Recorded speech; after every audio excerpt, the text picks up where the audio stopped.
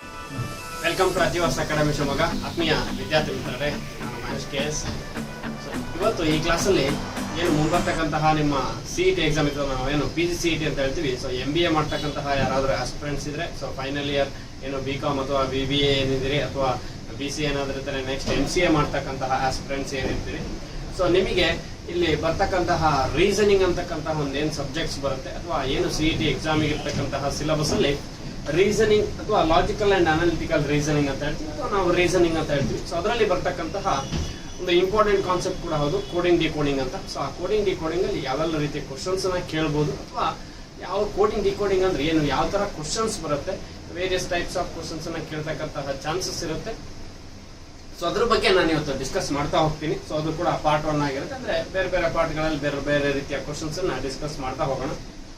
So direct ಆಗಿ question ಬರೋದಕ್ಕೂ ಮೊದಲು ಈ ಕೋಡಿಂಗ್ ಡಿಕೋಡಿಂಗ್ ಅನ್ನೋದಕ್ಕೂ ನಾವೇನಾದ್ರು ಕ್ವಶನ್ಸ್ ನೋಡೋದಕ್ಕೂ ಮೊದಲು ನಮಗೆ ಫಸ್ಟ್ ಗೊತ್ತಿರಬೇಕಾಗಿದೆ ಏನು ಅಂದ್ರೆ, ಈ ಆಲ್ಫಾಬೆಟ್ಸ್ ಗಳು ಬಹಳ ಚೆನ್ನಾಗಿ ಗೊತ್ತಿರಬೇಕು.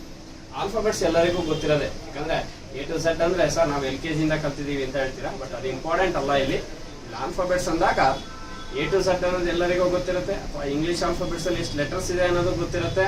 ಬಟ್ ನನಗೆ ಇಂಪಾರ್ಟೆಂಟ್ ಏನು ಅಂದ್ರೆ ಆ ನಂಬರ್ಸ್ ಗಳು ಬಹಳ ಇಂಪಾರ್ಟೆಂಟ್. ಯಾಕಂದ್ರೆ ಈ ನಂಬರ್ ಅಲ್ಲೇ ಗೇಮ್ ಆಡಿಸ್ಬಿಡ್ತಾನೆ ನಿಮಗೆ ಎಕ್ಸಾಮ್ ಅಲ್ಲಿ. ಯಾವ್ದೋ ಒಂದು ಕೋಡಿಂಗ್ ಕೊಟ್ಬಿಟ್ಟು ಆ ನಂಬರ್ಸ್ ಯೂಸ್ ಮಾಡ್ತಾನೆ, ಅಥವಾ +1 -1 ಏನೋ ಒಂದು ಮಾಡಿ ಯಾವ್ದೋ ಲೆಟರ್ಸ್ ಅನ್ನ ಅರೇಂಜ್ಮೆಂಟ್ ಮಾಡಿರ್ತಾನೆ. ಸೊ ಹಾಗಾಗಿ ನಂಬರ್ಸ್ ಗಳು ಬಹಳ ಚೆನ್ನಾಗಿ ಗೊತ್ತಿರಬೇಕು. ಸೊ 1 to 26 ತನಕ ನಂಬರ್ಸ್ ಆಗಾರು ಕಲಿಬೇಕಾ, ಪ್ರತಿಯೊಂದನ್ನು A ಅಂದ್ರೆ 1, B ಅಂದ್ರೆ 2 ಅವಶ್ಯಕತೆ ಇಲ್ಲ.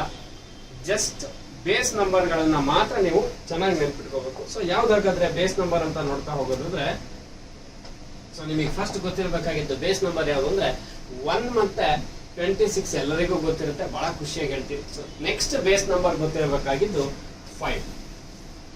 ಯಾಕೆ 5 ಗೊತ್ತಿರಬೇಕು ಅಂದ್ರೆ, ಸೊ ಪ್ರಿಸೀಡಿಂಗ್ ಸಕ್ಸೀಡಿಂಗ್ ಅನ್ನು ಐಡೆಂಟಿಫೈ ಮಾಡಬಹುದು. ಈನ ಹಿಂದೆ ಯಾವ್ದು ಬರುತ್ತೆ, ಈನ ಮುಂದೆ ಅಂದ್ರೆ ಫಾರ್ವರ್ಡಿಂಗ್ ಯಾವ್ದು ಬರುತ್ತೆ.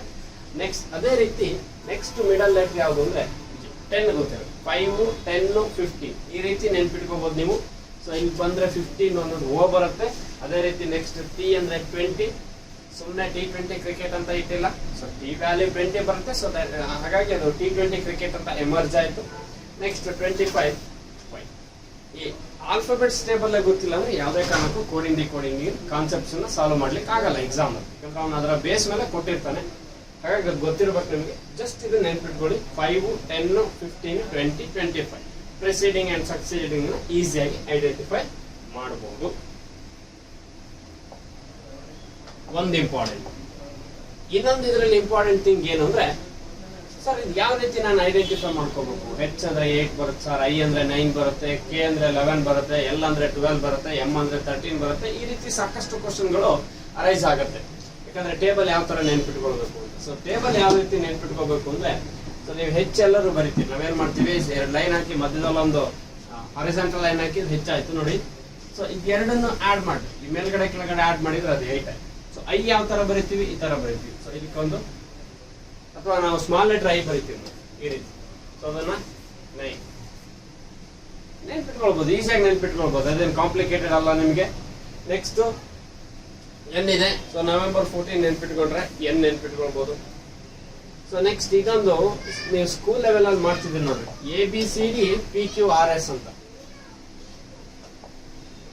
ನಾವು ಸ್ಕೂಲ್ ಲೆವೆಲ್ ಅಲ್ಲಿ ಯಾವ್ದಾದ್ರು ಕ್ವಶನ್ ಸಾಲ್ವ್ ಮಾಡ್ಬೇಕಾದ್ರೆ ಮಾಡ್ತಿದ್ವಿ, ಮ್ಯಾಥಮೆಟಿಕ್ಸ್ ಅಲ್ಲಿ ಆಗಿರ್ಬೋದು ಅಥವಾ ಬೇರೆ ಯಾವ್ದು ಸಬ್ಜೆಕ್ಟ್ಸ್ ಅಲ್ಲಿ ಆಗಿರ್ಬೋದು. ABCD ಗೆ PQRS ಅನ್ನೋದು ಪೇರ್ ಅಂತ ಮಾಡ್ತಾ ಇದ್ವಿ. ಅಂದ್ರೆ A ಅಂದ್ರೆ 1, ಸೊ A ಅಂದ್ರೆ 1, ಇದು ನಿಮಗೆಲ್ಲರಿಗೂ ಗೊತ್ತಿರೋದೆ. ನೆಕ್ಸ್ಟ್ P ಅಂದ್ರೆ 16. ಹಾಗಾದ್ರೆ ಇದೊಂದು ನೆನಪಿರು ಸಾಕಲ್ವ, 16, 17, 18, 19 ಮುಗೀತು. ಅದು ಕೇಳಿದ್ದು, ಅದು PQRS ABCD ನೆನ್ಪಿಟ್ಕೊಂಡ್ರೆ ಈಸಿಯಾಗಿ ಐಡೆಂಟಿಫೈ ಮಾಡಬಹುದು. P ಅನ್ನೋದು 20 ಗೊತ್ತಿದೆ ನಿಮಗೆ. Next M and W, so ಒಂದಕ್ಕೆ 1 to 1 ರಿಲೇಟೆಡ್. ಯಾಕೆ ಹೇಳಿ, M ಅನ್ನು ನಾನು ಈ ರೀತಿ ಬರಿತೀನಿ, ಸೊ ಉಲ್ಟಾ ಬರೆದ್ರೆ W ಆಯ್ತು. M ಅನ್ನು ಆ ರೀತಿ ಬರಿತೀನಿ, ಉಲ್ಟಾ ಬರೆದ್ರೆ W ಆಗುತ್ತೆ. ನೆಕ್ಸ್ಟ್ M ಅಂತ ಬಂದಾಗ ನನಗೆ, ಸೊ M ಈ ರೀತಿ ಬರಿತೀನಿ, ಸೊ ಅದನ್ನ ಈ ತರ ಬರೆದ್ರೆ ಏನಾಗುತ್ತೆ, ಅದು 3 ಆಗುತ್ತೆ. ಸೊ ಈ 3 ಪಕ್ಕದಲ್ಲಿ 1 ಹಾಕಿದ್ರೆ M ಆಗುತ್ತೆ. ಅದೇ 3 ಪಕ್ಕದಲ್ಲಿ ನಾನು 2ನ ಏನಾದ್ರು ಪ್ಲೇಸ್ ಮಾಡ್ತೀನಿ ಅಂದ್ರೆ that is value of W 23. Value of W 23. ಹಾಗಾಗಿ ಜಸ್ಟ್ M1 ನೆನ್ಪಿಟ್ಕೊಂಡ್ರೆ ನೀವು ಅದನ್ನ ಯಾವ ಡೈರೆಕ್ಷನ್ ಅಲ್ಲಿ ಬರೀತೀರಾ ಅನ್ನೋದು ಇಂಪಾರ್ಟೆಂಟ್ ಆಗುತ್ತೆ. ಸೊ ಯೂಶುವಲ್ ಆಗಿ ನಾನು ಬರೆಯೋದು M ಇದು. ಸೊ ಅದನ್ನೇ ಈ ಡೈರೆಕ್ಷನ್ ಅಲ್ಲಿ M ಬರೀತೀನಲ್ವಾ, ಸೊ ಅದನ್ನ ಈ ಡೈರೆಕ್ಷನ್ ಅಲ್ಲಿ ಬರೆದ್ರೆ ದಟ್ ಈಸ್ 3. ಸೊ 1 ಹಾಕಿದ್ರೆ 13, 2 ಹಾಕಿದ್ರೆ 20. ಸೊ ನೆಕ್ಸ್ಟ್ ಉಳಿದಿರೋದು ಈಸಿಯಾಗಿ ಐಡೆಂಟಿಫೈ ಮಾಡ್ಬೋದು ನೀವು. ಎಕ್ಸ್ ಅನ್ನೋದಿದೆ, ಸೊ ಅದನ್ನು ಅಷ್ಟೇ ಎಕ್ಸ್ ಅನ್ನು ಕೂಡ ಈಸಿಯಾಗಿ ಐಡೆಂಟಿಫೈ ಮಾಡ್ಬೋದು. ಸೊ ನಾವೇನು ಈ ತರ ಬರ್ಕೊಳ್ತೀವಿ, ಎಕ್ಸ್ 1 2 3 4, ಈ 1 and 3 ಬಿಡಿ, ಇದೆರಡನ್ನು ಕನ್ಸಿಡರ್ ಎಕ್ಸ್ ವ್ಯಾಲ್ಯೂ 24. ಸೊ ಇದೇನು ಕಾಂಪ್ಲಿಕೇಟೆಡ್ ಅಲ್ಲ, ಒಂದೆರಡು ದಿನ ಟೇಬಲ್ ನೋಡ್ತಾ ಇದ್ರೆ ನಿಮಗೆ ಎಲ್ಲವೂ ಈಸಿಯಾಗಿ ಐಡೆಂಟಿಫೈ ಆಗುತ್ತೆ. ಅದರಲ್ಲಿ ಯಾವುದೇ ರೀತಿಯ ಕಾಂಪ್ಲಿಕೇಶನ್ಸ್ ರೈಸ್ ಆಗಲ್ಲ. ಬಟ್ ನಿಮಗೆ ಆಲ್ಫಾಬೆಟ್ಸ್ ಚೆನ್ನಾಗಿ ಗೊತ್ತಿದೆ, ನಂಬರ್ಸ್ ಗೊತ್ತಿಲ್ಲ, ಹಾಗೆ ಸ್ವಲ್ಪ ನಂಬರ್ಸ್ ಅನ್ನು ಪ್ರಾಕ್ಟೀಸ್ ಮಾಡಿ. ನೆಕ್ಸ್ಟ್ ಇನ್ನೊಂದು ಬೇಕಾಗಿರೋದು ಏನು ಅಂದ್ರೆ, ನಾನು ಈ ಕೋಡಿಂಗ್ ಡಿಕೋಡಿಂಗ್ ಸಾಲ್ವ್ ಮಾಡೋದಕ್ಕೆ ಇಂಪಾರ್ಟೆಂಟ್ ಆಗಿ ಆಪೋಸಿಟ್ ಆಲ್ಫಾಬೆಟ್ಸ್ ಗಳಿದೆ. ಬಹಳಷ್ಟು ಜನ ಏನ್ ಮಾಡ್ತಾರೆ ಅಂದ್ರೆ ರಿವರ್ಸ್ ಆಲ್ಫಾಬೆಟಿಕ್ ಕಲಿಯಕ್ಕೆ ಹೋಗ್ತಾರೆ. ಅಂದ್ರೆ ಈಗ ಎ ಇಂದ 1 2 3 ಬರ್ಬೋಲ್ಲ ಇಲ್ಲಿ, ಅದೇ ರೀತಿ ಝಡ್ ಇಂದ 1 2 3 ಬರ್ಕೊಂಬಂದ್ ಕಲಿತಾರೆ reverse alphabetical order. Reverse alphabetical ಅವಶ್ಯಕತೆ ಇಲ್ಲ, ಬಟ್ ಆಪೋಸಿಟ್ ಚೆನ್ನಾಗಿ ಕಲೀರಿ. ಯಾಕಂದ್ರೆ ಆಪೋಸಿಟ್ ಕಲ್ತ್ರೆ ರಿವರ್ಸ್ ಈಸಿಯಾಗಿ ಬರ್ಕೊಳ್ಬಹುದು. So A to Z, B to Y, C to X, D to W, E to V, F to U, G to T, H to S, I to R, J to Q, K to P, L to O, M to N. Finish. So ಅದು ನೀವು ಯಾವ ರೀತಿ ಬೇಕಾದ್ರೂ ನೆನ್ಪಿಟ್ಕೊಳ್ಬಹುದು. ಅದಕ್ಕೆ ಮತ್ತೆ ಬೇರೆ coding use ಮಾಡ್ತಾರೆ, ಅಥವಾ ಒಂದ್ 2 ದಿನ ಬರ್ಕೊಂಡು ಹೋದ್ರೆ ಮುಗೀತು, ಆಟೋಮೆಟಿಕಲಿ 3 ದಿನಕ್ಕೆ ಅದು ನೆನಪಾಗುತ್ತೆ. ಅಥವಾ ಗ್ಲಾನ್ಸ್ ಮಾಡಿದ್ರೆ ಫಿನಿಶ್ ಆಗುತ್ತೆ. ಏನು ಕಾಂಪ್ಲಿಕೇಟೆಡ್ ಅಲ್ಲ, 1-2 ದಿನ ಗ್ಲಾನ್ಸ್ ಮಾಡಿ. ಯಾವುದೇ ಕಾರಣಕ್ಕೂ ನಿಮಗೆ ಗ್ಲಾನ್ಸ್ ಮಾಡಿರೋ ವ್ಯಾಲ್ಯೂ ಮರ್ತೋಗಲ್ಲ, 100% ನೆನಪಿರುತ್ತೆ. ಸೊ ಇಲ್ಲಿ A to Z, B to Y ಬೇರೆ ಬೇರೆ ಕೋಡಿಂಗ್ ಮಾಡ್ತಾರೆ. All is well, boy, next ಏನೇನೋ ಕೋಡಿಂಗ್ ಬರ್ತಾರೆ. E V evening, next GST, GT, ಹೈಸ್ಕೂಲಿಗೆ HS ಇಲ್ಲಿದೆಯಲ್ಲ, H ಮತ್ತೆ S, ಇದಕ್ಕೆ ಹೈಸ್ಕೂಲ್ ಅಂತ. GST ಟ್ಯಾಕ್ಸ್ ಬರ್ತಲ್ಲ, Gಗೆ T ಆಪೋಸಿಟ್, ಇಂಡಿಯನ್ ರೈಲ್ವೆ ಐಗೆ R ಆಪೋಸಿಟ್. ಅದು ಯಾವ್ದು ಅವಶ್ಯಕತೆ ಇಲ್ಲ, 1-2 ದಿನ ಬರ್ದು ಪ್ರಾಕ್ಟೀಸ್ ಮಾಡಿ ಗ್ಲಾನ್ಸ್ ಮಾಡಿದ್ರೆ ಈಸಿಯಾಗಿ ಪ್ರಾಕ್ಟೀಸ್ ಮಾಡ್ಬೋದು. ಸೊ ಸ್ಟ್ರೈಟ್ ಅವೇ ಕ್ವಶನ್ಸ್ ಬರೋದಾದ್ರೆ ಬೇಸ್ಡ್ ಆನ್ ದಟ್ ಕ್ವಶನ್ಸ್ ಗಳನ್ನ ಅವ್ನು ಕೇಳಿರ್ತಾನೆ, ಅದ್ರ ಬೇಸ್ ಮೇಲೆ ಕ್ವಶನ್ಸ್ ನೋಡ್ತಾ ಹೋಗ. ಫಸ್ಟ್ ಕ್ವಶನ್ ಈ ರೀತಿ ಇದೆ ನೋಡಿ. In a certain code language against is quoted as TSNIAGA, then how will you code for favor? ಒಂದು ವರ್ಡ್ ಕೋಡಿಂಗ್ ಅನ್ನು ಅವನೇ ಕೊಟ್ಟಿದ್ದಾನೆ. ಬೇಸ್ಡ್ ಆನ್ ದಟ್ ನೀವು ಇನ್ನೊಂದು ವರ್ಡ್ಗೆ ಕೋಡಿಂಗ್ ಅನ್ನು ಐಡೆಂಟಿಫೈ ಮಾಡಬೇಕು. ಸೊ ವರ್ಡ್ ಇರ್ತಕ್ಕಂಥದ್ದೇನು ಅಗೇನೆಸ್ಟ್. ಸೊ ಅದನ್ನ ಈ ರೀತಿ ಕೋಡಿಂಗ್ ಮಾಡಿದ್ದೀನಿ ಅಂತ ಹೇಳ್ತಾ ಇದ್ದಾನೆ ಅವನು. ನಿಮಗೆ ಕೊಟ್ಟಿರ್ತಕ್ಕಂಥ ವರ್ಡ್ ಫೇವರ್, FAVOUR. FAVOUR ಅನ್ನೋದಕ್ಕೆ ನೀವು ಕೋಡ್ ನ ಐಡೆಂಟಿಫೈ ಮಾಡಬೇಕಾಗುತ್ತೆ. ಸೊ ನೋಡ್ತಾ ಬನ್ನಿ, AGAINST ಏನಾಗಿದೆ, ಎ ಪ್ಲೇಸಿಗೆ ಟಿ ಬಂದಿದೆ, ಅಂದ್ರೆ ಲಾಸ್ಟ್ ಅಲ್ಲಿ ಟಿ ಇದೆ. ಟಿ ಆದ್ಮೇಲೆ ಏನಿದೆ, ಎಸ್ ಇದೆ, ಎನ್ ಇದೆ. ಅಲ್ಲಿ ನೋಡೋದೇ ಬೇಡ, ಲಾಸ್ಟ್ 3 ಲೆಟರ್ ನ ಫಸ್ಟ್ ಬರ್ದಿದ್ದಾನೆ. ನೆಕ್ಸ್ಟ್ ಮಿಡಲ್ ಏನಾದ್ರು ಚೇಂಜ್ ಮಾಡಿದಾನ ನೋಡ್ಕೊಳ್ಳಿ. TST ಆದ್ಮೇಲೆ ಐ ಆಸ್ ಇಟ್ ಈಸ್ ಇದೆ, AGA ಇದೆ. ಸೊ ಅಲ್ಲಿಗೆ AGA ನ as it is reverse ಬರ್ದಿದ್ದಾನೆ.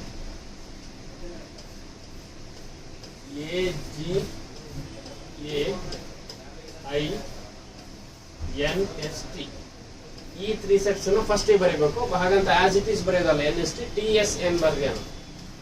TSN I as it is ಇರುತ್ತೆ, ಮಿಡಲ್ ಚೇಂಜ್ ಆಗಲ್ಲ. AGA ಇರೋದು ಈ ಕಡೆಯಿಂದ AGE ಆಸ್ ಇಟ್ ಈಸ್ ಬರೆಯುವಾಗಿಲ್ಲ, AGA ಬರೀಬೇಕು. ಅಲ್ಲಿ AGA ಇರೋದ್ರಿಂದ ಯಾವ ಸೈಡ್ ಬರೋದು AGA ಬರುತ್ತೆ. ಸೊ ಬೇಸ್ಡ್ ಆನ್ ದಟ್ ನೀವು ಕೊಟ್ಟಿರ್ತಕ್ಕಂಥ ವರ್ಡ್ ಏನು, ಫೇವರ್,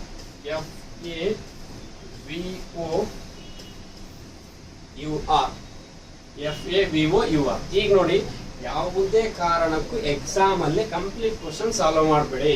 ಫಸ್ಟ್ ಆಪ್ಷನ್ ನೋಡ್ಕೊಳ್ಳಿ. ಯಾಕೇಳಿ, OUR ಈ ಕಡೆ ಬರುತ್ತೆ, FA ಇರ್ತಕ್ಕಂಥದ್ದು ಉಳಿದಿರೋದು, ಸೊ ಅದು ರಿಮೂವ್ ಆಗ್ಲೇಬೇಕು. FAVOUR. ಹಾಗಾಗಿ FA ಯಾಕಂದ್ರೆ ಅಲ್ಲಿ ರಿವರ್ಸ್ ಬರ್ತಿದೆ, ಇಲ್ಲೂ ರಿವರ್ಸ್ ಬರ್ಕೊಳ್ಳಿ. ಈಗ ನೋಡಿ, OUR ಇಲ್ಲೇನ್ ಬರ್ತಿದ್ದ, NST ಇರೋದನ್ನು TSN ಅಂತ ಬರ್ತಿದ್ದ. ಸೊ TSN ಅಂದ್ರೆ ಈ ಕಡೆಯಿಂದ ಬರಿತಾ ಬಂದಿಯ ನೋಡು, TSN ಅನ್ನ. ಸೊ ಈಗ ಹಾಗಾದ್ರೆ ನೀವೇನ್ ಮಾಡ್ಬೇಕು, RUO ಅಂತೂ ಬರೀಲೇಬೇಕು. ಸೊ RUO ಇರೋದು ಆಪ್ಷನ್ ಯಾವ್ದಾದ್ರು ಇದೆಯಾ ಚೆಕ್ ಮಾಡ್ಕೊಳ್ಳಿ. R ಇರ್ಬೇಕು, U ಇರ್ಬೇಕು, O ಇರ್ಬೇಕು, R ಇರ್ಬೇಕು, U ಇರ್ಬೇಕು, O ಇರ್ಬೇಕು. ಸೊ ಇಲ್ಲಿ R ಇದೆ, U ಇಲ್ಲ, O ಇದೆ, ಆಪ್ಷನ್ ರಿಮೂವ್ ಆಯ್ತು. R ಆದ್ಮೇಲೆ B ಇದೆ, ಆಪ್ಷನ್ ಇದು ಬರಲ್ಲ. R ಆದ್ಮೇಲೆ ಇವು ಇದ್ರಲ್ಲೂ ಇಲ್ಲ. R ಆದ್ಮೇಲೆ ಇವು ಇರೋದು ಒಂದೇ ಆಪ್ಷನ್. ಇದಕ್ಕೆ ಹೇಳಿದ್ದು ಇದನ್ನೇ ನಾವು ಸ್ಮಾರ್ಟ್ ವರ್ಕ್ ಅಂತ ಹೇಳ್ತೀವಿ. ಮುಂದೆ ಸಾಲ್ವ್ ಮಾಡೋ ಅವಶ್ಯಕತೆನೇ ಇಲ್ಲ. ಕ್ವಶನ್ 2 ಲೆಟರ್ ಅಲ್ಲಿ ಆನ್ಸರ್ ಐಡೆಂಟಿಫೈ ಮಾಡಬಹುದು. ಸೊ ಇದು ನಿಮಗೆ ಎಕ್ಸಾಮ್ ಅಲ್ಲಿ ಬೇಕಾಗಿರ್ತಕ್ಕಂಥ, ಯಾಕಂದ್ರೆ ಇದೇ ರೀತಿ ಇರುತ್ತೆ ಕ್ವಶನ್. ನಾನು ಆ ಕ್ವಶನ್ಸ್ ಏನಾದ್ರು ನನಗೆ ಗೊತ್ತಿದೆ ಅನ್ಕೊಂಡು ಫುಲ್ ಸಾಲ್ವ್ ಮಾಡಕ್ ಹೋದ್ರೆ ನನ್ನ ಟೈಮು ವೇಸ್ಟ್ ಆಗುತ್ತೆ. ಹಾಗಾಗಿ ಯಾವುದೇ ಕಾರಣಕ್ಕೂ ಫಸ್ಟ್ ಆಪ್ಷನ್ ನೋಡ್ಬೇಕು. ರಿಲೇಟೆಡ್ ಆಪ್ಷನ್ ಇದೆ ಎಲ್ಲ ಚೆಕ್ ಮಾಡಬೇಕು. ಈ ಯು ಅನ್ನೋದು ಇಲ್ಲೇ ಇಲ್ಲ, ಯಾವ ಆಪ್ಷನ್ ಒಂದೇ ಆಪ್ಷನ್ ಇದೆ, ಮತ್ತೆ ಯಾಕೆ ಚೆಕ್ ಮಾಡ್ತೀರಿ? ಆರ್ ಯು ಓ ಈ ಕಡೆಯಿಂದ ಬಂದ್ರೆ ಎಫ್ ಎ ವಿ ಇರೋದು ವಿ ಎ ಎಫ್ ಈ ತರ ಬರ್ದಿಯಾನೆ. ಆರ್ ಯು ಓ ಈ ಕಡೆಯಿಂದ ಬರೆದ್ರೆ V A F. Option B ಮುಗಿತಾವ. ನಾನು ಬರ್ಕೊಂಡ್ರು ಅದೇ ಆನ್ಸರ್, ಬರೀಲಿಲ್ಲ ಅಂದ್ರೂ ಅದೇ ಆನ್ಸರ್, ಏನು ಚೇಂಜ್ ಆಗಲ್ಲ. ಹಾಗಾಗಿ ನಾವು ಸಾಲ್ವ್ ಮಾಡ್ಬೇಕಾದ್ರೆ ಯಾವ ಮೆಥಡ್ ಅಲ್ಲಿ ಯಾವ ರೀತಿ ಸಾಲ್ವ್ ಮಾಡ್ತೀವಿ ಅನ್ನೋದು ಇಂಪಾರ್ಟೆಂಟ್ ಆಗುತ್ತೆ. ಸೊ ಅದನ್ನೇ ನಾವು ಮಲ್ಟಿಪಲ್ ಚಾಯ್ಸ್ ಕ್ವಶನ್ಸ್ ಅಂತ ಹೇಳ್ತೀವಿ. ಸೆಕೆಂಡ್ ಕ್ವಶನ್ ಬರೋಣ. In a certain code language, SMA LLPOX is coded as XOP KKAMS. How will you code for hydrogen? So SMA LLPOX ಇದೆ, XOP ಅಲ್ಲಿ ಸೇಮ್ ಲಾಸ್ಟ್ 3 ಲೆಟರ್ಸ್ ಅನ್ನ first ಗೆ ಬರ್ದಿದ್ದಾನೆ ನೋಡಿ. ಇಲ್ಲಿ observe ಮಾಡ್ತಾ ಹೋಗಿ, ಲಾಸ್ಟ್ 3 ಲೆಟರ್ಸ್ ಫಸ್ಟ್ ಇದೆ, POX ಇರೋದು XOP ಇದೆ. ಮಿಡಲ್ ಅಲ್ಲಿ ಚೇಂಜ್ ಮಾಡಿದ್ದಾನೆ. ಇಲ್ಲಿ ಎಲ್ ಇರೋದು ಎರಡು ಎಲ್ಲಿದೆ, ಎರಡನ್ನು ಕೆ ಮಾಡಿದ್ದಾನೆ. ಹಾಗಾದ್ರೆ ಎಲ್ಲಿನ ಫಾರ್ವರ್ಡಿಂಗ್ ಕೆ ಬರುತ್ತೋ ಎಲ್ಲಿನ ಪ್ರಿಸೀಡಿಂಗ್ ಕೆ ಬರುತ್ತೋ ಅನ್ನೋದು ನಿಮಗೆ ಗೊತ್ತಿರಬೇಕಾಗತ್ತೆ. ಸೊ ಹಾಗಾಗಿ ಎರಡನ್ನು ಕೂಡ ಹಿಂದಿನ ಲೆಟರ್ಗೂ ಅಥವಾ ಮುಂದಿನ ಲೆಟರ್ಗೂ ಮೂವ್ಮೆಂಟ್ ಮಾಡಿದ್ದಾನೆ. ನೆಕ್ಸ್ಟ್ AMS ಅಂದ್ರೆ SMA ಇದೆ, ಈ ಕಡೆಯಿಂದ ಬರ್ದಿದ್ದಾನೆ AMS. ಸೊ ನಾನು ಎಕ್ಸಾಂಪಲ್ ಅನ್ನ ಮತ್ತೆ ಬರೀಲಿಕ್ಕೆ ಹೋಗಲ್ಲ, ಅಲ್ಲೇ ಎಕ್ಸ್ಪ್ಲೈನ್ ಮಾಡಿದ್ದೀನಿ. ಡೈರೆಕ್ಟ್ ಆಗಿ ಕ್ವಶನ್ಸ್ ಬರ್ತೀನಿ. HYDROGEN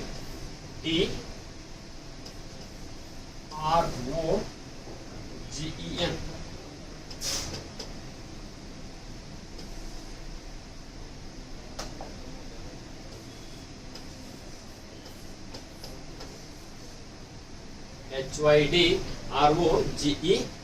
ಸೊ ನೋಡಿ POX ಅಂದ್ರೆ ಲಾಸ್ಟ್ ಇಂದ XOP ಇತ್ತು, ಫಸ್ಟ್ ಇಲ್ಲಿ ಏನ್ ಬರ್ತಿದೆ XOP ಬರ್ತಿಲ್ಲ. GNEG ಬರೀಲೇಬೇಕು ನೀವು.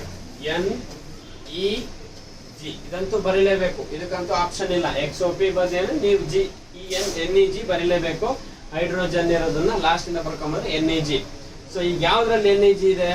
ಫಸ್ಟ್ ಆಪ್ಷನ್ ಅಲ್ಲಿ ಇದೆ, ಸೆಕೆಂಡ್ ಆಪ್ಷನ್ ಇದೆಯಾ? ಇಲ್ಲ. ಥರ್ಡ್ ಆಪ್ಷನ್ ನೋಡ್ರಿ, ಯಾವುದೇ ಆಪ್ಷನ್ ಅಲ್ಲೂ ಕೂಡ ಇಲ್ಲ. ಯಾವುದೇ ಆಪ್ಷನ್ ಅಲ್ಲೂ ಇಲ್ಲ. ಅದು ಯಾವ್ದಾರು ಆಪ್ಷನ್ ಅಲ್ಲಿ ಇದ್ರೆ ಚೆಕ್ ಮಾಡ್ಬೇಕಿತ್ತು. ಯಾವ ಆಪ್ಷನ್ ಇಲ್ಲ. ಮತ್ತೆ ನನ್ ಆಫ್ ದಿಸ್ ಇದೆಯಾ? ಇಲ್ಲ sir, option none of this ಇಲ್ಲ. ಮತ್ತೆ ಯಾಕ್ರೆ ಚೆಕ್ ಮಾಡ್ಬೇಕು? ಎಕ್ಸಾಮ್ ಅಲ್ಲಿ ಡೈರೆಕ್ಟ್ ಸಾಲ್ವ್ ಮಾಡ್ಕೊಂಡು ಹೋಗ್ಬೋದು. NEG ಆ ಕಡೆ DYH ಆಯ್ತು, ಯಾಕಂದ್ರೆ HYD ಇರೋದನ್ನ ಈ ಕಡೆ DYH ಬರೀತಾನೆ. ನೆಕ್ಸ್ಟ್ RO ಏನ್ ಮಾಡಿದ್ದ? KK ಅಂದ್ರೆ ಎಲ್ಲಿರೋದು ಕೆ ಮಾಡಿದಾನೆ ಅಂದ್ರೆ ಕೆ. ಎಲ್ ಆದ್ಮೇಲೆ ಎಂ ಬರುತ್ತೆ, ಅಲ್ಲಿಗೆ ಎಲ್ಲಿನ ಪ್ರಿಸೀಡಿಂಗ್ ಕೆ ಬರುತ್ತೆ. ಸೊ ಆರ್ ನ ಪ್ರಿಸೀಡಿಂಗ್ ಕ್ಯೂ ಬರುತ್ತೆ, ನೆಕ್ಸ್ಟ್ ಓ ನ ಪ್ರಿಸೀಡಿಂಗ್ ಎನ್ ಬರುತ್ತೆ. ಮುಗಿತಲ್ಲ ಆನ್ಸರ್. ಇದನ್ನ ಬರ್ಕೊಂಡು ಮಾಡ್ತೀನಿ ಅಂದ್ರೆ ನನ್ನ 2 ನಿಮಿಷ time waste.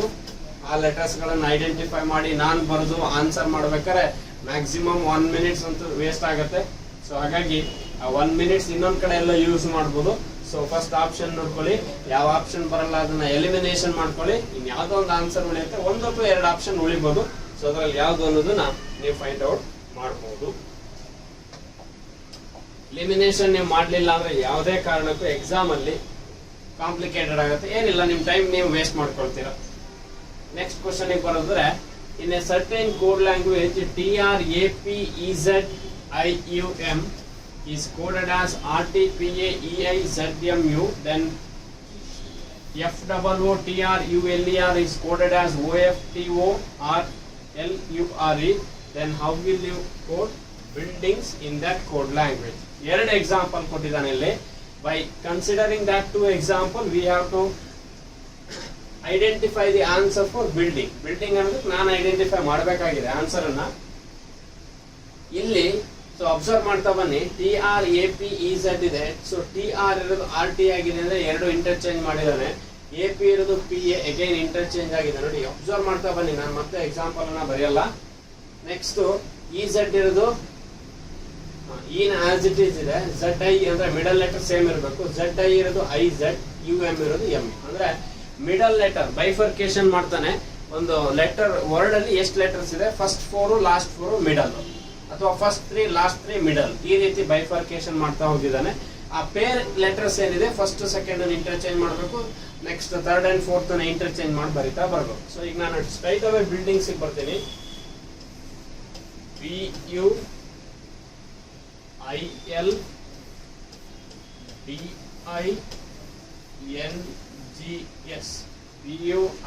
BUILDINGS building. So ನೋಡಿ ಅಬ್ಸರ್ವ್ ಮಾಡ್ತಾ ಬನ್ನಿ, ಫಸ್ಟ್ 4 ಲೆಟರ್ಸ್ ಇದೆ, ಲಾಸ್ಟ್ 4 ಲೆಟರ್ಸ್ ಇದೆ. ಸೊ ಹಾಗಾದ್ರೆ ಮಿಡಲ್ ಲೆಟರ್ ಯಾವುದು? ಸೊ ಡಿ ಅಂತಕ್ಕಂಥದ್ದು ಮಿಡಲ್ ಲೆಟರ್. ಸೊ ಏನು ಚೇಂಜ್ ಮಾಡಿಲ್ಲ ಅವನು. ಸೊ ಮಿಡಲ್ ಲೆಟರ್ ಏನಾಗುತ್ತೆ? ಡಿ ಆಗುತ್ತೆ. ಯಾವ ಆಪ್ಷನ್ ಅಲ್ಲಿ ಮಿಡಲ್ ಲೆಟರ್ ಡಿ ಇದೆ? ಡಿ ಇದೆ, ಡಿ ಇದೆ, ಡಿ ಇದೆ. ಅಲ್ಲಿ ಮಾಡಕ್ ಬರಲ್ಲ, ನೆಕ್ಸ್ಟ್ ಚೆಕ್ ಮಾಡ್ಲೇಬೇಕಾಗುತ್ತೆ. ಸೊ ಬಿ ಯು ಇರೋದು ಏನಾಗುತ್ತೆ ಈಗ? ಯು ಬಿ ಆಗತ್ತೆ ಇಲ್ಲಿ. ಸೊ ಅದೇ ರೀತಿ ಇಲ್ಲಿ ಜಿ ಎಸ್ ಇರೋದು ಎಸ್ ಜಿ ಆಗುತ್ತೆ. ಬಿ ಯು ಇರೋದು ಯು ಬಿ, ಜಿ ಎಸ್ ಇರೋದು ಎಸ್ ಜಿ. ಆಪ್ಷನ್ ಬನ್ನಿ. ಬಿ ಯು ಇದೆಯಾ? ಸರಿ, ಯು ಬಿ ಇದೆಯಾ? U B. ಅಲ್ಲಿಗೆ ಆಪ್ಷನ್ ಎ ರಿಮೂವ್ ಆಯ್ತು ನಿಮ್ಮ ಆನ್ಸರ್ ಲಿಸ್ಟ್ ಇಂದ. That is remove. U B, U B, U B. Last ಬನ್ನಿ. ಎಸ್ ಜಿ ಯಾವ್ದ್ರಲ್ಲಿದೆ? ಜಿ ಎಸ್ ಇದೆ, ಆಪ್ಷನ್ ರಿಮೂವ್ ಆಯ್ತು. ಜಿ ಎಸ್ ಇದೆ, ಆಪ್ಷನ್ ರಿಮೂವ್ ಆಯ್ತು. ಎಸ್ ಜಿ ಇರೋದು ಆಪ್ಷನ್ ಸಿ ಅಲ್ಲಿ. ನೀವು ಮುಂದೆ ಸಾಲ್ವ್ ಮಾಡೋ ಅವಶ್ಯಕತೆ ಇಲ್ಲ ಕ್ವಶನ್ಸ್ ಅನ್ನ. ಅದೇ ನಿಮ್ಮ ಆನ್ಸರ್. ಮುಂದೆ ಸಾಲ್ವ್ ಮಾಡಬೇಡಿ, ಮಾಡಿದ್ರೆ ಅದೇ ಆನ್ಸರ್. ಐ ಎಲ್ ಇರೋದು ಏನಾಗುತ್ತೆ? ಇದು ಎಲ್ ಐ ಆಗತ್ತೆ. ಐ ಎನ್ ಇರೋದು ಏನಾಗುತ್ತೆ? ಎನ್ ಐ ಆಗುತ್ತೆ. ಇದು ಯಾಕ್ರೆ ಮಾಡ್ತೀರಿ? ಅದೇ ಆನ್ಸರ್ ಬರ್ತದೆ. ಅಲ್ಲೇನಾದ್ರು ನನ್ ಆಫ್ ದೀಸ್ ಇದ್ರೆ ಮಾಡಬೇಕು. ಮತ್ತೆ ಯಾಕೆ ಮಾಡ್ಬೇಕು? ನನ್ ಆಫ್ ದೀಸ್ ಇಲ್ಲ, ಉಳಿದಿರೋ ಒಂದು ಆಪ್ಷನ್ ಅದು ಆನ್ಸರ್ ಆಗ್ಲೇಬೇಕು. ನನ್ ಆಫ್ ದೀಸ್ ಏನಾದ್ರು ಕೊಟ್ರೆ ಅಥವಾ ಬೇರೆ ಆಪ್ಷನ್ಸ್ ಕೊಟ್ಟಾಗ ಚೆಕ್ ಮಾಡ್ಕೊಳ್ಳಿ. ಯಾಕಂದ್ರೆ ನೀವು ಕಾಂಪಿಟೇಟಿವ್ ಎಕ್ಸಾಮ್ ಅಥವಾ ಬ್ಯಾಂಕಿಂಗ್ ಎಕ್ಸಾಮ್ ಅಂದ್ರೆ ನನ್ ಆಫ್ ದೀಸ್ ಬರುತ್ತೆ. ಇಲ್ಲಿರೋದೇ 4 ಆಪ್ಷನ್. ನಿಮಗೆ ಪಿ ಜಿ ಸೀಟ್ ಅಲ್ಲಿ ಕೊಡೋದೇ ಅಷ್ಟು. ನನ್ ಆಫ್ ದೀಸ್ ಕೊಡ್ತಕ್ಕಂಥದ್ದು ಬಹಳ ರೇರ್ ಕೇಸು. ಯಾವ್ದೊಂದು ಆನ್ಸರ್ ಬರೋ ತರ ಕೊಟ್ಟಿರ್ತಾನೆ. ಹಾಗಾಗಿ ಎಲಿಮಿನೇಷನ್ ಮಾಡಿದ್ರೆ ನೀವು ಬಹಳ ಬೇಗ ಆನ್ಸರ್ಸ್ ಅನ್ನ ಐಡೆಂಟಿಫೈ ಮಾಡಬಹುದು.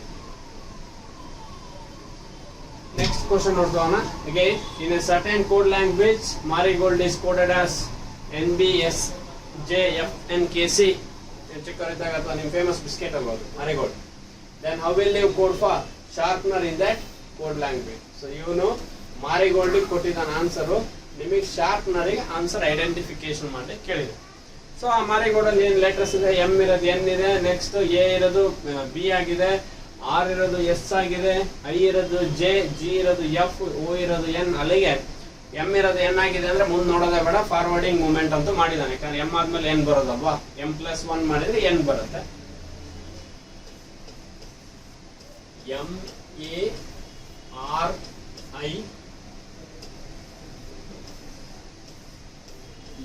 MARIGOLD, Marigold.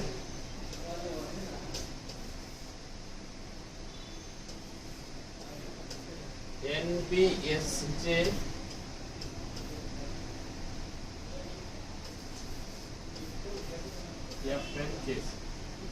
ಸೊ ಅಲ್ಲಿಗೆ ಏನಾಗುತ್ತೆ? M+1 ಮಾಡಿದ್ರೆ ಎನ್ ಬರುತ್ತೆ. ನೆಕ್ಸ್ಟ್ ಎ ಇರೋದು ಬಿ ಆಗಿದೆ ಅಂದ್ರೆ +1, ಆರ್ ಆದ್ಮೇಲೆ ಎಸ್ ಬರೋದು. ನೆಕ್ಸ್ಟ್ ಐ ಇರೋದು ಜೆ ಆಗಿದೆ. ಸೊ ಇಲ್ಲಿ ನೋಡ್ಕೊಳ್ಬೇಕು, ಐ ಇರೋದು ಜೆ ಆಗಿದೆ. ಯಾಕಂದ್ರೆ ಫಸ್ಟ್ 3 ಲಾಸ್ಟ್ 3 ಯಾವ ರೀತಿ ಬೇಕಾದ್ರೂ ಮೂವ್ಮೆಂಟ್ ಮಾಡ್ಕೊಳ್ಬಹುದು. ಸೊ ಐ ಇರೋದು ಜೆ ಆಗಿರೋದ್ರಿಂದ +1. ನೆಕ್ಸ್ಟ್ ಜಿ ಇರೋದು ಎಫ್ ಆಗಿದೆ. ಹಾಗಾಗಿ ಫಸ್ಟ್ 4 ಲೆಟರ್ ನ +1 ಮಾಡಬೇಕು. ನೆಕ್ಸ್ಟ್ 4 ಲೆಟರ್ಸ್ ನ -1 ಮಾಡಬೇಕು. ಮತ್ತೆ ಎಲ್ಲ +1 ಅಂತ ಫಸ್ಟ್ ಲಾಸ್ಟ್ ಚೆಕ್ ಮಾಡೋ ಆನ್ಸರ್ ಹಾಕೋದಲ್ಲ, ಆ ರೀತಿ ಮಾಡಿರಲ್ಲ. ಎಲ್ಲದಕ್ಕೂ ಪ್ಲಸ್ ಮಾಡಿರಲ್ಲ. First 3 letters, last 3 letters bifurcation ಮಾಡ್ಕೊಳ್ತಾನೆ. ಫಸ್ಟ್ 3 ಲೆಟರ್ಸ್ ಗೆ +3 ಮಾಡಿರ್ತಾನೆ, ಲಾಸ್ಟ್ 3 ಲೆಟರ್ಸ್ ಗೆ -2 ಏನೋ ಮಾಡಿರ್ತಾನ. ಎಲ್ಲ ಒಂದೇ ರೀತಿ ಮಾಡಿರಲ್ಲ. ಮತ್ತೆ ಎಲ್ಲದನ್ನು ನೀವು ಒಂದೇ ರೀತಿ ಸಾಲ್ವ್ ಮಾಡಬೇಡಿ. ಲೆಟರ್ಸ್ ಅಲ್ಲಿ ಬೈಫರ್ಕೇಶನ್ ಮಾಡ್ತಾನೆ. ಹಾಗಾಗಿ ಚೆನ್ನಾಗಿ ನೆನಪಿರ್ಬೇಕು. ಈಗ ಶಾರ್ಪ್ನರ್ ಬರೋಣ ನಾವು. ಶಾರ್ಪ್ನರ್ ಬಂದ್ರೆ ಯಾವ ರೀತಿ ಆನ್ಸರ್ಸ್ ಮಾಡಬೇಕು ಅನ್ನೋದು ಗೊತ್ತಾಗತ್ತೆ ನಮಗೆ. ನಂಬರ್ಸ್ ಆಫ್ ಲೆಟರ್ಸ್ ಎಷ್ಟಿದೆ ಅಂತ. SHARP,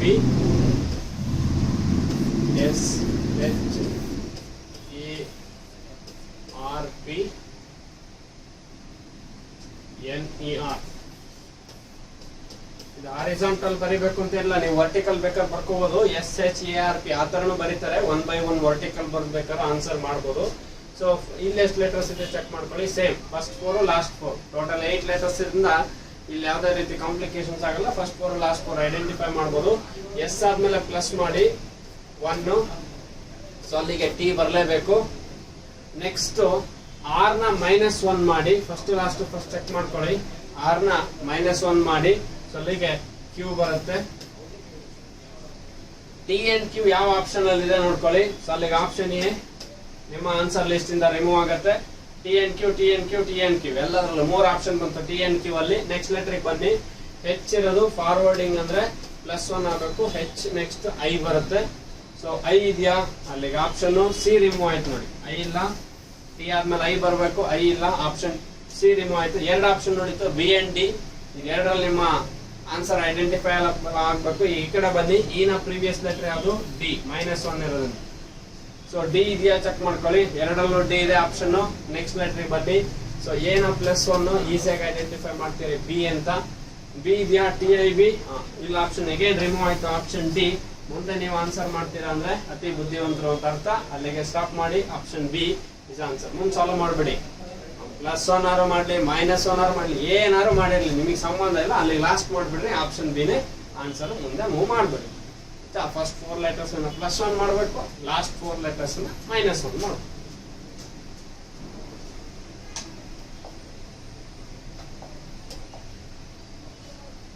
Next, in a certain code language, red girl is coded as IVWTRIO, fat man is coded as UZGNZM. Then how will you code chairman in that code language? ಅಂತ ಕೇಳಿದ್ರು. ಎರಡು example ಕೊಟ್ಟಿದ್ದಾನೆ. ಈಗ ಇಲ್ಲಿ 2 examples, already ಯಾವ್ದೊಂದು question 2 examples ಇತ್ತು. ಈ question ಅಲ್ಲೂ ಕೂಡ 2 ಎಕ್ಸಾಂಪಲ್ಸ್ ಇದೆ. ನೋಡೋಣ ಅದೇನ್ ಮಾಡಿದಾನೆ ಅಂತ. ನೋಡಿ, ನಾನು ಮಾರ್ಕ್ ಮಾಡ್ತಾ ಬರ್ತೀನಿ, ಅಬ್ಸರ್ವ್ ಮಾಡ್ತಾ ಬನ್ನಿ. ಐ ಇರೋದು ಎಫ್ ಆಗಿದೆ. Sorry, red girl is coded as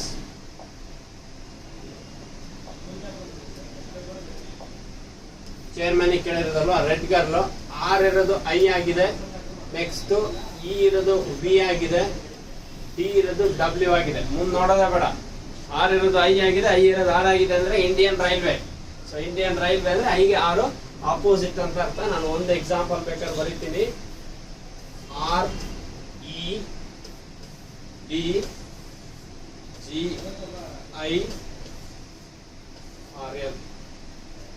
GIREDGR. ಏನ್ ಸರ್ ಇದು ವರ್ಟಿಕಲ್ ಆಗಿ ಬರ್ತಿಲ್ವಾ ಅನ್ಬೇಡಿ, ನೀವು ಯಾವ ತರ ಬೇಕಾದ್ರೆ ಸಾಲ್ವ್ ಮಾಡ್ಬೋದು ಎಕ್ಸಾಮ್ ಅಲ್ಲಿ. ಹಾರಿಜಾಂಟಲ್ ಆರು ಬರ್ಕೊಳ್ಳಿ, ವರ್ಟಿಕಲ್ ಆರು ಬರ್ಕೊಳ್ಳಿ, ಯಾವ ತರ ಮಾಡಿದ್ರು ಆನ್ಸರ್ ಒಂದೇ. ಸೊ ಆರ್ ಇರೋದು ಐ, ಅಥವಾ ಐ ಇದ್ರೆ ಆರ್ ಬರಿಬೇಕು, ಆರ್ ಇದ್ರೆ ಐ ಬರಿಬೇಕು. ಆಪೋಸಿಟ್ ಲೆಟರ್ಸ್ ಅಲ್ಲಿ ಇಂಡಿಯನ್ ರೈಲ್ವೆ. ಇ ಇದ್ರೆ ವಿ, ಈವ್ನಿಂಗ್. ಹೀಗೆ ವಿ ಆಪೋಸಿಟ್, ವಿಗೆ ಇ ಆಪೋಸಿಟ್. ನೆಕ್ಸ್ಟ್ ಟಿ ಗೆ ಡಬ್ಲ್ಯೂ, ಜಿ ಗೆ GST. ಜಿ ಇದ್ರೆ ಟಿ ಬರೀರಿ, ಟಿ ಇದ್ರೆ ಜಿ ಬರೀರಿ. Again Indian railway. ಐ ಇದ್ರೆ ಆರು, ಆರ್ ಇದ್ರೆ ಐ, ಎಲ್ ಇದ್ರೆ ಏನಿದೆ, ಯಾಕಂದ್ರೆ ಎಲ್ ಅಂಡ್ ಓ ಅಪೋಸಿಟ್ ಆಗ್ಬೇಕು. KPSC ಆದ್ಮೇಲೆ ಕೆ ಆದ್ಮೇಲೆ ಎಲ್ ಬರುತ್ತೆ, ಅಲ್ಲಿ ಓ ಅಪೋಸಿಟ್. ಸೊ ಈಗ ಏನ್ ಬರ್ದಿದೆ ನಾನು ಸರಿ ಇದೆಯಾ ನೋಡ್ಕೊಳ್ಳಿ. IVWTRIO ಇದೆಯಲ್ಲ, ಈ ತರ ಕೋಡಿಂಗ್ ಮಾಡಿದೀನಿ ಅಂತ ಹೇಳ್ತೀನಿ. ಅಂದ್ರೆ ಏನರ್ಥ? ಅಪೋಸಿಟ್ ಲೆಟರ್ಸ್ ಅನ್ನ ಬರ್ದಿದ್ದಾನೆ. ಸೊ ನೀವೇನ್ ಮಾಡಿ, ಡೈರೆಕ್ಟ್ ಆಗಿ ಚೇರ್ಮನ್ ಗೆ ಅಪೋಸಿಟ್ ಲೆಟರ್ಸ್ ಅನ್ನ ಬರೀತಾ ಬನ್ನಿ. CHAIRMAN.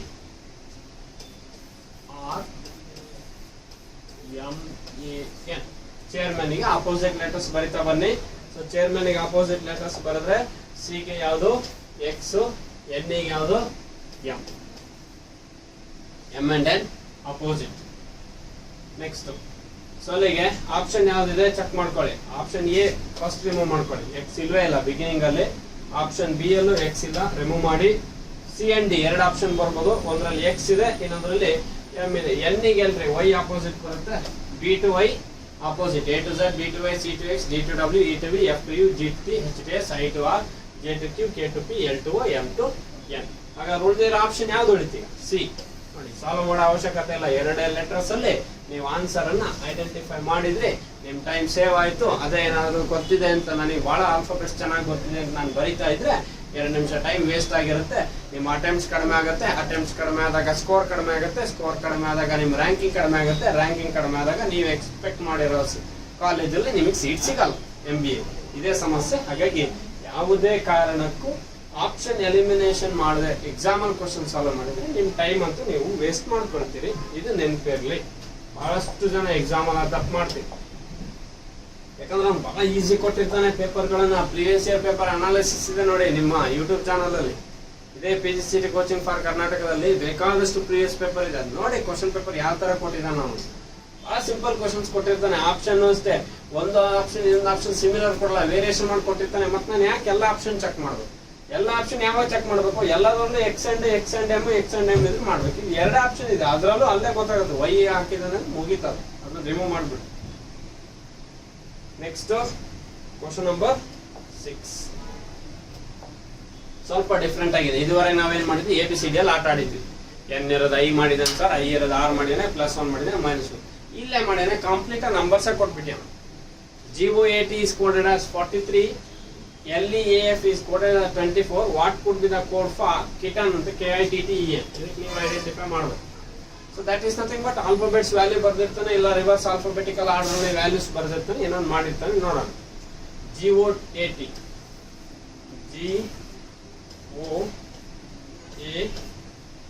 G value 7, O value 15, A value 1, T value 20. Add ಮಾಡಿ ನೋಡ್ರಿ. 20 15 ಆಡ್ ಮಾಡಿದ್ರೆ 35, 35 ಗೆ 1 ಆಡ್ ಮಾಡಿದ್ರೆ 36, 36 ಗೆ 4 ಆಡ್ ಮಾಡಿದ್ರೆ 40, ಆ ಕಡೆ 43. ಸೊ ಇದಿಷ್ಟು ಆಡ್ ಮಾಡಿದ್ರೆ 40.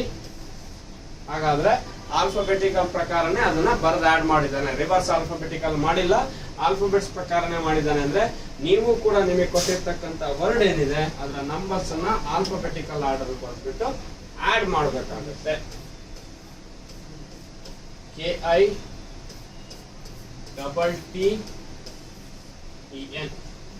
So KITTEN. ಈ ಸಮಸ್ಯೆ ಏನು ಅಂದ್ರೆ, ಸರ್ ನನಗೆ ಇದ್ರಲ್ಲಿ ವ್ಯಾಲ್ಯೂಸ್ ಗೊತ್ತಿಲ್ಲ, ಇದು ಬಹಳಷ್ಟು ಜನಕ್ಕೆ ಎಕ್ಸಾಮ್ ಅಲ್ಲಿ ಪ್ರಾಬ್ಲಮ್ ಆಗ್ತಕ್ಕಂಥ. ಸರ್ ಮರ್ತೋಗ್ಬಿಟ್ಟಿದೆ, ಎಕ್ಸಾಮ್ ಅಲ್ಲಿ ನೆನಪಾಗಲ್ಲ. ಈ T ಫಸ್ಟ್ ನೆನ್ಪಿಟ್ಕೊಳ್ರಿ. 20 + 20. ಇನ್ನೊಂದು ಯಾವ್ದ್ರೆ ಮಿಡ್ಲ್ ಅಲ್ಲಿ E ಅಂತೂ ನೆನಪಿರುತ್ತಾ, E ಅಂತೂ ನೆನಪಿರುತ್ತಾ. O ಎಲ್ಲಿ ಬರುತ್ತೆ, N ಆದ್ಮೇಲೆ O ಅಂದ್ರೆ O ಎಷ್ಟು 15, ಅಂದ್ರೆ ಹಿಂದೆ ಏನಾಗ್ಬೇಕಾದ್ರೆ 14 ಆಗಿರ್ಲಿಲ್ಲ. ನಿಮಗೆ ಯಾವ್ದು ಗೊತ್ತಿದೆ ಅದು ಬರ್ಕೊಳ್ಳಿ, ಅದೇ ಬರೀಬೇಕು ಇದೇ ಬರೀಬೇಕು ಅಂತ ಹೇಳಿ. I ವ್ಯಾಲ್ಯೂ ಏನ್ ಹೇಳಿದೆ ನಾನು 9 ಅಂತ ಹೇಳಿದೆ, 9 ಬರ್ಕೊಳ್ಳಿ. K ಗೊತ್ತಿಲ್ಲ ಸರ್ ಬಿಟ್ಬಿಟ್ರಿ, ಫಸ್ಟ್ ಆಪ್ಷನ್ ಚೆಕ್ ಮಾಡ್ಕೊಳ್ಳಿ. 20 20 40. ನೆಕ್ಸ್ಟ್ 14 + 5, ಸೊ ಅಲ್ಲಿಗೆ 19. 19 + 1 ಅಂದ್ರೆ ಈಗ ಏನು ನೆಕ್ಸ್ಟ್ 20 ಆಗುತ್ತೆ. ಅಲ್ಲಿ 23 + 60, 60 + 8 68. ಎಲ್ಲದೂ ಆಪ್ಷನ್ 68 ಗಿಂತ ಜಾಸ್ತಿ ಇದೆಯಲ್ಲ. ಸೊ K ಎಲ್ಲಿ ಬರುತ್ತೆ ನಿಮಗೆ, I ಆದ್ಮೇಲೆ K ಬರೋದಲ್ವಾ. ಸೊ ಅಲ್ಲಿಗೆ J ಏನಾಗುತ್ತೆ 10. 10 ಅಂದ್ರೆ ಏನಾಯ್ತಿದೆ 11 ಆಗ್ಲೇಬೇಕಲ್ಲ. ಸೊ 11 + 9 20, ಅಲ್ಲಿಗೆ 23 60, 60 70 79. Option C 79. 9 ಬರ್ತಾ ಇದೆ ಅಂದ್ರೆ 9ರಲ್ಲಿ ಒಂದೇ ಆಪ್ಷನ್ ಇದೆ, ಅದೇ ಆನ್ಸರ್, ಮುಂದೆ ನೋಡೋದೇ ಬೇಡ. ಯಾಕಂದ್ರೆ 20 20 20 5 4 9, ಲಾಸ್ಟ್ ಡಿಜಿಟ್ 9 ಬರೋದು ಒಂದೇ ಆಪ್ಷನ್, ಅದೇ ಆನ್ಸರ್, ಮುಂದೆ ನೋಡೋದೇ ಬೇಡ. 79 ಕೌಂಟ್ ಮಾಡೋದು ಬೇಡ. 76 ಯಾವ್ದು 17 ಕೌಂಟೇ ಮಾಡಬೇಡಿ, ಲಾಸ್ಟ್ ಡಿಜಿಟ್ ನೋಡ್ಕೊಳ್ಳಿ, 9 ಹಾಕೊಳ್ಳಿ, ಅಥವಾ 9 ಯಾವ್ದೈತಿ ಅದೇ ಆನ್ಸರ್. ಅದಕ್ಕೆ ನೀವು ಯಾವ ರೀತಿ ಸಾಲ್ವ್ ಮಾಡ್ತೀರಾ ಅನ್ನೋದು ಇಂಪಾರ್ಟೆಂಟೇ ಹೊರತು ಎಲ್ಲದೂ ಗೊತ್ತಿದೆ ಅಂತ ನಾನು ಎಲ್ಲದನ್ನು ಮಾಡಕ್ ಹೋದ್ರೆ ಆಗಲ್ಲ ಎಕ್ಸಾಮ್ ಅಲ್ಲಿ. So waste of time. ಅದು ನಿಮ್ಮ ರ್ಯಾಂಕಿಂಗ್ ಅನ್ನ ಅಥವಾ ನಿಮ್ಮ ರಿಸಲ್ಟ್ಸ್ ಅಲ್ಲಿ ಅದು ಡೌನ್ ಗ್ರೇಡ್ ಆಗ್ತಾನೆ ಹೋಗುತ್ತೆ, ಎಲ್ಲದೂ ಗೊತ್ತಿದೆ ಅಂತ ಮಾಡ್ಲಿಕ್ಕೆ. ಸೊ ನಿಮ್ಮ ಮುಂದೆ ಏನು ಡೀಟೇಲ್ಸ್ ಡಿಸ್ಪ್ಲೇ ಆಗ್ತಾ ಇದೆ. ಸೊ ನಿಮಗೆ ಏನಾದ್ರು PGCET ಕೋಚಿಂಗ್ ಬಗ್ಗೆ ಇನ್ಫಾರ್ಮೇಶನ್ ಬೇಕು ಅಂದ್ರೆ ಈ ನಂಬರ್ಸಿಗೆ ಕಾಂಟ್ಯಾಕ್ಟ್ ಮಾಡಿ, ಅಥವಾ ನೀವೇನಾದ್ರು ಶಿವಮೊಗ್ಗ ಲೋಕಲ್ ಇರ್ಸಿದ್ರೆ ಆಫೀಸಿಗೆ ವಿಸಿಟ್ ಮಾಡ್ಬೋದು. ಸೊ ಎನ್ಕ್ವೈರಿ ಮಾಡ್ಕೊಳ್ಬೋದು ಬೇಕಾದ್ರೆ. ಯಾಕಂದ್ರೆ ಸಾಧ್ಯವಾದಷ್ಟು ಬೇಗ PGCETಗೆ ಜಾಯ್ನ್ ಆಗ್ಬೇಕಾಗುತ್ತೆ ಅಥವಾ ನಿಮ್ಮ ಪ್ರಿಪರೇಷನ್ ಸ್ಟಾರ್ಟ್ ಮಾಡಬೇಕಾಗುತ್ತೆ. ಯಾಕಂದ್ರೆ ಆಲ್ರೆಡಿ DCET ನೋಟಿಫಿಕೇಶನ್ ಆಗಿರೋದ್ರಿಂದ PGCET ಕೂಡ ಈ ಸಲ ಅರ್ಲಿ ನೋಟಿಫಿಕೇಶನ್ ಆಗ್ತಕ್ಕಂತಹ ಚಾನ್ಸಸ್ ಇದೆ. ಅದೇ ರೀತಿ ಅಜಿಯೋಸ್ನ ಟೆಲಿಗ್ರಾಮ್ ಗ್ರೂಪ್ ಆಗಿರ್ಬೋದು, ಯೂಟ್ಯೂಬ್ ಚಾನಲ್ಗಳು ಯಾರು ಫಸ್ಟ್ ಟೈಮ್ ವಾಚ್ ಮಾಡ್ತಾ ಇದ್ರೆ ಸಬ್ಸ್ಕ್ರೈಬ್ ಆಗಿ. ವೆಬ್ಸೈಟ್ಸ್ ಇದೆ, ಸೊ ಅದನ್ನು ಕೂಡ ನೀವು ಫಾಲೋ ಮಾಡ್ಬೋದು, ಅಥವಾ ಟೆಲಿಗ್ರಾಮ್ ಗ್ರೂಪ್ಗಳನ್ನು ಕೂಡ ಫಾಲೋ ಮಾಡ್ಬೋದು. ಸೊ ಅದೇ ರೀತಿ ಯಾರೆಲ್ಲ ಮುಂಬರ್ತಕ್ಕಂತಹ PGCET ಎಕ್ಸಾಮ್ಗಳಿಗೆ ಪ್ರಿಪೇರ್ ಆಗ್ತಿದ್ರೆ ಅಥವಾ MBA ಮಾಡಬೇಕು ಅಂತಹ ನಿಮ್ಮ ಡ್ರೀಮ್ ಇದೆ, ಸೊ ನಿಮ್ಮ ಡ್ರೀಮ್ ಕೂಡ ಸಕ್ಸಸ್ ಆಗಲಿ ಅಂತ ಹೇಳ್ತಾ, ಅಥವಾ wish you all the best ಅಂತ ಹೇಳ್ತಾ ನಾನು ಇವತ್ತು ಕ್ಲಾಸನ್ನು ಕಂಪ್ಲೀಟ್ ಮಾಡ್ತಾ ಇದ್ದೀನಿ. Thank you for watching.